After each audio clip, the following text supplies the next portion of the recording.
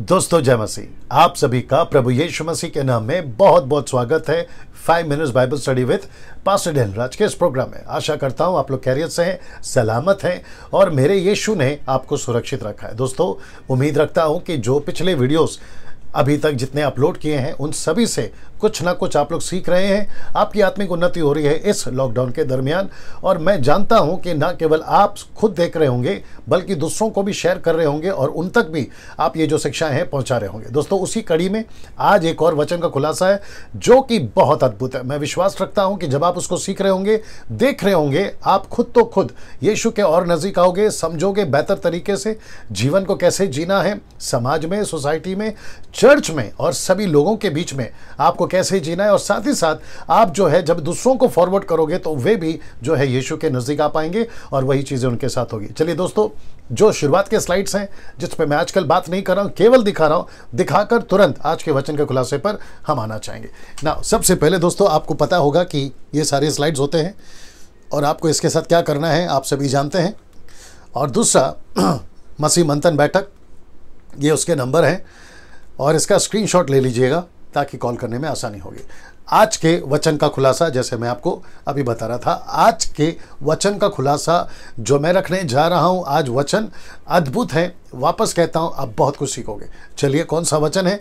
यह है मत्ती की किताब 5वां अध्याय वचन 28, the book of Matthew chapter 5 and verse 28। ना दोस्तों ये वचन आपने पहले कब पढ़ा, उसके ऊपर क्या सीखा, किसने, आपके पास्टर ने क्या सिखाया, मुझे नहीं पता। लेकिन जैसे आप सभी जानते हैं आजकल मैं बहुत सारे वचनों को लेकर आपके बीच में रख रहा हूं। मैं समझता हूं कि अभी तक 5 मिनट की जो वीडियोस है, अगर मैं गलत नहीं हूं, 80 से 90 वीडियो मैं बना चुका हूं और उसी कड़ी में ये एक और है। आइए देखते हैं वचन कौन सा है। मत्ती 5:28। सबसे पहले ऊपर आप देख लीजिएगा, परंतु मैं तुमसे यह कहता हूं। कौन? यीशु कहता है। और याद रखिए यीशु का पहाड़ी उपदेश जो उनके 12 चेलों के साथ में यीशु मसीह ने 3 चैप्टर या 3 अध्याय इसी के ऊपर बिता दी। आइए देखते हैं दूसरा क्या है। मैं तुमसे सच कहता हूं, मैं तुमसे यह कहता हूं कि जो कोई किसी स्त्री, इसलिए मैंने उसको टोटल आपके लिए समझाने के लिए, हाईलाइट करने के लिए ये इसको ब्लैक जो है वो बैकड्रॉप दिया हुआ है। वापस आ जाते हैं। परंतु मैं तुमसे ये कहता हूं कि जो कोई किसी स्त्री, किसी मतलब कोई भी स्त्री, किसी स्त्री पर, यह शब्द को ध्यान दीजिएगा, कुदृष्टि मतलब गलत नजर से, गलत निगाहों से देखता है या कुदृष्टि डाले, वह अपने मन में, ये देखिए, वह अपने मन में उससे व्यभिचार कर चुका। ना इसका ठीक पहले का वचन यानी कि 27 मैंने नहीं डाला। वो इसलिए नहीं डाला क्योंकि मुझे जोर इस पे देना था और मुझे इसका खुलासा देना था, नहीं तो फिर 2 वचन का खुलासा हो जाएगा, जो कि मैं नहीं कर रहा हूं। आप सभी जानते हैं मैं एक वचन उठा रहा हूं और उस पर खुलासा कर, लेकिन वचन 27 को मैंने नहीं डाला है। आप लोग पढ़ लीजिएगा, देख लीजिएगा, क्योंकि 27 में कॉन्टेक्स्ट है, मतलब संदर्भ है। तो यीशु ने जहां से शुरुआत करी वह है कि अब मैं बात करता हूं व्यभिचार के बारे में, 27 में वहां से शुरू होता है। तो इसका मतलब है कि ओल्ड टेस्टमेंट में जहां 39 बुक्स है, मूसा की व्यवस्था है, तोरा जिसको कहते हैं 5 मूसा की किताबें, और न जाने उसके बाद में भजनों की किताबें, नबियों की किताबें, और मलाकी तक में, उत्पत्ति से मलाकी तक में ये कॉन्सेप्ट था कि जब तक कोई लिटरली मतलब शारीरिक संबंध या फिर जिसको कहते हैं पुरुष और स्त्री का, जैसे फिजिकली, ये बहुत ठीक रहेगा, फिजिकल जब तक नहीं होते व्यभिचार नहीं माना जाता था। आप शायद समझ गए।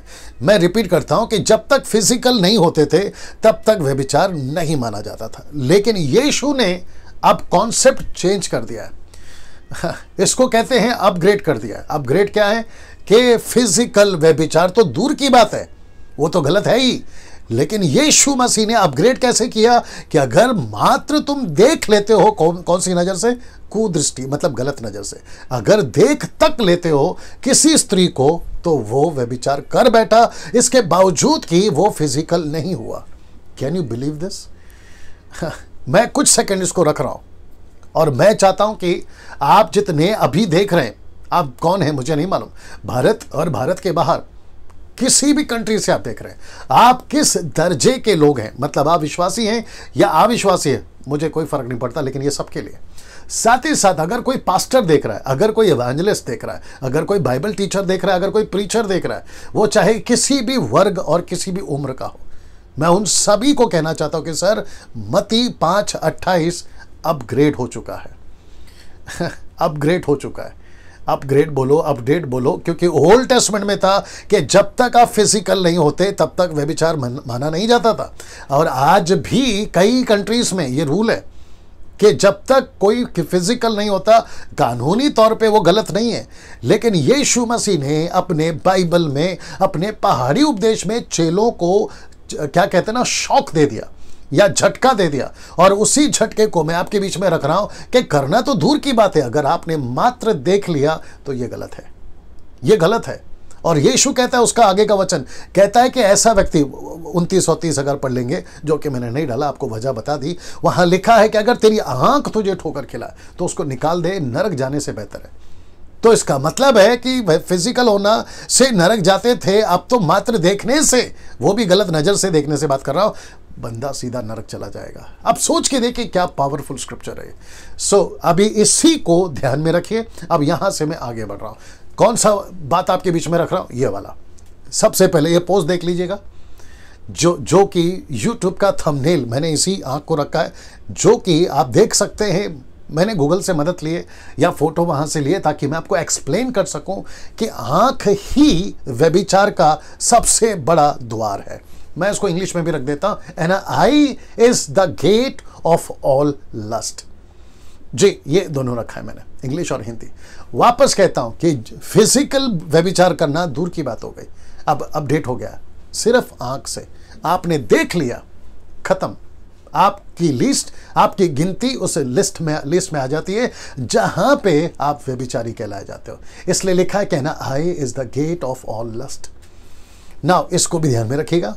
अब इसको देखिए, मत्ती की किताब 6वां अध्याय, उसका ठीक अगला अध्याय 22 से 23 तक। शरीर का दिया आंख है। मैं रिपीट करता हूं कि शरीर का दिया आंख है। दिया मतलब आप समझते हैं, लाइट। शरीर का दिया आंख है। इसलिए यदि तेरी आंख निर्मल हो तो तेरा सारा शरीर भी उजियाला होगा। मतलब अगर आपकी आंख ठीक है, गलत नजर से नहीं देख रहे, तो आपका शरीर उजियाला है, मतलब आपका शरीर ठीक है। अब आप इसको ऐसे भी बोल सकते हैं कि आप क्या कहते हैं, सही हो, क्योंकि शरीर पवित्र आत्मा का मंदिर है। आप में किसी प्रकार का कोई गलत नहीं होगा। साथ ही साथ जो क्या कहते हैं, साइड इफेक्ट्स पाप के चलते आता है। याकूब की किताब उसका पहला अध्याय वचन 13-14 में लिखा है कि शरीर जो है पाप जो है गर्भवती होती है, फिर पाप को जन्म देती है। ठीक है ना, वो नहीं आएगा। इसलिए यीशु कहता है कि तेरा सारा शरीर भी उजियाला होगा। अब इसको देखिए, परंतु यदि तेरी आंख बुरी हो अब आप समझ जाओ इसका मतलब क्या है। तेरी आंख बुरी हो, अब इसको देखिए, तो लिखा है कि तेरा सारा शरीर भी अंधियारा होगा। तो यहां उजियाला है, यहां अंधियारा है। कारण कौन है? आपका आंख। Can you believe this? Yeshu के वचन है ये। क्या कभी आप लोगों ने इतनी बारीकी से इन सब वचनों को स्टडी किया था? मैं परमेश्वर का धन्यवाद देता हूं कि इस YouTube का ऑप्शन के माध्यम से, ऐसे वीडियो के ऑप्शन के माध्यम से आप सभी तक पहुंच पा रहा हूं, आप सभी सब तक को कनेक्ट कर पा रहा हूं इन वचनों से, और आप सभी को यीशु के नजदीक ला पा रहा हूं इन सभी वीडियो के माध्यम से। और ऐसे करने में मुझे किसी प्रकार का कोई थकावट या मुझे किसी प्रकार का कोई तकलीफ नहीं होती। मैं जब तक क्या कहते हैं, सेवा में हूं, मिनिस्ट्री में हूं, जब तक ये सुविधाएं उपलब्ध है, मैं ऐसे कई वीडियोस बनाता रहूंगा। और वो भी याद रखिए, डैनियल राज किसी प्रकार के लालच में वीडियो नहीं बनाता, जैसे कि नाम कमाना या पैसे कमाना। बिल्कुल नहीं, आप जानते मैं बिल्कुल मुफ्त में करता हूं। मेरा मकसद यह है इन सब वचनों को आपके बीच में ला सकूं। कितनी खूबसूरत वचन है और कितना डिटेल में आपको अभी समझा रहा है पवित्र आत्मा। वापस आते हैं, शरीर का दिया आंख है, इसलिए यदि तेरी आंख निर्मल हो तो तेरा सारा शरीर भी उजाला होगा, परंतु यदि तेरी आंख बुरी हो तो तेरा सारा शरीर भी अंधेरा होगा। अब इसको देखिए, इस कारण वह उजियाला जो तुझ में है, अब नीचे का लाइन देख लीजिए, यदि अंधकार हो तो वह अंधकार कैसा बड़ा होगा। बाप रे वो अंधकार कैसा बड़ा होगा। मतलब ये कहना चाह रहा है यीशु मसीह यहां पर कि आंख बुरी होने के चलते तूने ध्यान नहीं दिया और तू वो गलतियों पे गलतियां, पाप पे पाप करता चला गया, और उसी आंख के चलते तेरा जो है अंधकार बढ़ता गया। और जब अंधकार बढ़ता गया तो तुझे एहसास हुआ कि यह अंधकार कितना बड़ा है। कहां एहसास होगा? नरक में। ये तुझे एहसास कहाँ होगा? नरक में। मुझे नहीं पता कि अभी मुझे कौन कौन देख रहा है, सुन रहा है, वो लड़का, वो लड़की, वो सेवक, वो दासी, दास, जो भी है, आप कहीं से भी देख रहे हैं, ये वचन आपसे बात कर रहा है, ये वचन आपसे बात कर रहा है। मैं रिपीट कर दूं आपको वापस से, जो मैंने स्लाइड दिखाया था, ये वाला, आंख ही व्यभिचार का सबसे बड़ा द्वार है। Eye is a gate of all lust, मतलब आंख के द्वारा आपका जो है व्यभिचार का द्वार खुलता है, दरवाजा खुलता है। मैं आपको बताता हूँ कैसे। आपने ये तो समझ लिया, वीडियो को ज़्यादा लंबा नहीं खींचूंगा, ये वचन आप देख लेते हैं। दूसरा पत्र 2:14 क्या लिखा देखिए, उन ही आंखों में, क्षमा करें, अच्छा यहाँ पे की आना चाहिए, उनकी आंखों में व्यभिचार बसा हुआ है और वे पाप किए बिना रुक नहीं सकते। इसका मतलब है व्यभिचार कहाँ बसा हुआ है? आंखों में। ये मेरे वचन नहीं है भैया, ये पतरस के वचन है, ये बाइबल के वचन है। वापस आते हैं, उनकी ही के जगह पे की कर लीजिएगा आप लोग। उनकी आंखों में व्यभिचार बसा हुआ है और वे पाप किए बिना रुक नहीं सकते। वे चंचल मन वालों को फुसलाते हैं। किसकी बात हो रही है? मसीहों की बात हो रही है। कॉन्टेक्स्ट किसका है पता है? उन विश्वासियों का है जो यीशु मसीह में आ गए और सांसारिक जीवन वापस जीने लगे, और जिसमें इसी के 2:22 में कुत्ता और सुअर का भी जिक्र है, जो मेरी पिछली वीडियो पे मैं बना चुका था कि मोती को और पवित्र वस्तु को कुत्तों को और सुअर के आगे मत डालो। ये उसी का कॉन्टेक्स्ट है दोस्तों। तो लिखा है कि आंखों में व्यभिचार है और वे पाप किए बिना रुक नहीं सकते, यानी कि विश्वासियों की बात हो रही है।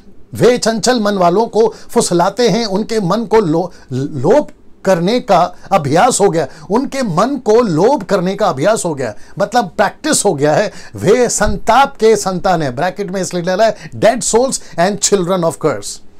ये द मैसेज ट्रांसलेशन है, जिनेवा ट्रांसलेशन है, केजेवी वर्जन है, जॉन वाइक्लिफ का ट्रांसलेशन है। मैं वापस कहता हूं, मैं बहुत सारे इस ट्रांसलेशन को स्टडी कर तब आपके बीच में एक सटीक इंटरप्रेट रखता हूं या अनुवाद रखता हूं, इसलिए मैं इतने सारे स्टडीज करता हूं। वापस आते हैं, उनको अभ्यास हो गया, प्रैक्टिस हो गया। तो इसका मतलब है कि आंखों के चलते, आंखों में व्यभिचार है और जिसके चलते डेड सोल्स हो गए एंड चिल्ड्रन ऑफ स्कर्ट्स हो गए, मतलब शराब के बच्चे बन गए। कैसे हो सकता है ये? आंखों के चलते। इसलिए वापस कहता हूं, आपको बड़े ध्यान से समझना होगा, उनकी आंखों में व्यभिचार बसा होता है। तो इसका मतलब है, मैंने अभी जो आपको स्लाइड दिखाया था, ये वाला जी, ये वाला है ना। तो आंखों के चलते ही सारा जो गड़बड़ है, और इसका मतलब है कि गेट कौन है? व्यभिचार का आंख है ना। ये चित्र आपको याद होगा। ओके, मैं आपको समझा देता हूं। 2 शमूएल 11:2। आपको पता होगा कि ये राजा दाऊद, ये भी चित्र उसी का है, गूगल से जो मैं मदद ले सका आपके बीच में रखना चाहता हूं ना। दाऊद राजा जब राजा बन चुका था तो उसका काम था युद्ध में जाना, उसका काम था बैटल फील्ड में होना। लेकिन वो व्यक्ति, ऐसा लिखा है कि वो सो रहा था, और जब वो नींद से जागा तो टहलते टहलते अपनी छत पे पहुंचा। जितना पिक्चर गूगल में मिल चुका और जितनी हाई रेजोल्यूशन की क्वालिटी मुझे मिल सकी और जो मेरे मैसेज को इस टॉपिक से कनेक्ट कर सकता था, मैंने वो रखा है। हालांकि बहुत सारे पिक्चर हैं। तो इसकी आंखों ने इस स्त्री को देखा जो किसी की पत्नी थी, ओके, और उसके चलते उसने जब उसको देखा तो ये वापस अपने कमरे में चला गया। लेकिन उसके बाद में, अगर आप ये देख सको, उसके बाद में ये रेस्टलेस हो गया। रेस्टलेस का मतलब आप समझते होंगे, ये बेचैन हो गया। तो आंख से आप देखते हैं, फिर आपका दिमाग काम करता है, आपका शरीर उसको रिएक्ट करता है और आप वो हरकत कर बैठते हैं जो आपको नहीं करना चाहिए। और आप सभी इस स्टोरी को जानते हैं कि फिर उसने उसके पति को युद्ध में मरवा दिया चालाकी से, फिर इसके साथ में उसने शादी करी और फिर जो पहला बच्चा इसके साथ हुआ वो बच्चा मर गया। जैसे ही पैदा हुआ कुछ समय के बाद में वो बच्चा मर गया। इसलिए तो लिखा, याकूब 13, 14, 15 तक अगर आप पढ़ोगे, पाप जो है गर्भवती होती है और वो मृत्यु को जन्म देती है।